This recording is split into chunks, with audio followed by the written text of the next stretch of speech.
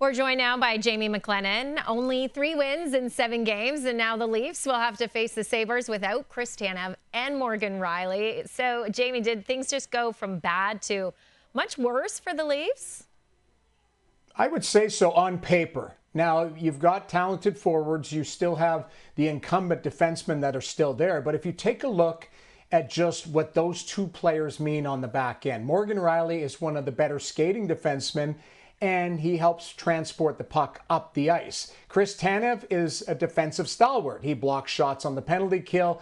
He shuts down plays on the cycle. So both of those defensemen are very valuable, what they bring to the table for the Toronto Maple Leafs. And in the absence of both of them, what you need is elevation, players to play better than they currently have already been doing. Now, Oliver Ekman-Larsson is a guy who is very good. He's been a #1 defenseman in this league. Now, at north of 30, he's on the tail end of that, so he isn't a #1, but he can elevate and give you those types of minutes, and he's going to have to do that. But on paper, certainly the Toronto Maple Leafs are worse without their #1 defenseman and arguably their #2 in Chris Tanev. Yeah, and then as far as goaltending goes, Anthony Stolarz, he signed his new extension before the year, and it has been a rocky start for him. His play has been average. Plus, there was the drama with calling out his teammates last weekend. What would you like to see in his game tonight to show he's ready to turn things around?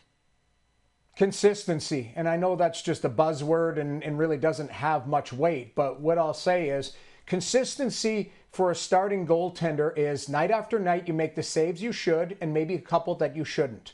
That's what you need to do as a starting your #1 goaltender is give your team an opportunity to win that particular night. There's been too many games where I've heard him say, yeah, I would have liked that one back. Or, yes, he did call out his team, which I didn't mind. I respect the fact that he's fiery. I respect the fact that he's competitive. But the biggest challenge is Anthony Stolarz has never been a clear-cut one where he hasn't had a tandem guy to play with to maybe take a night off here or there. They've just had to run him right through. So consistency for Anthony Stolarz, that's what I'd like to see for him heading into this weekend in a back-to-back against the Buffalo Sabres.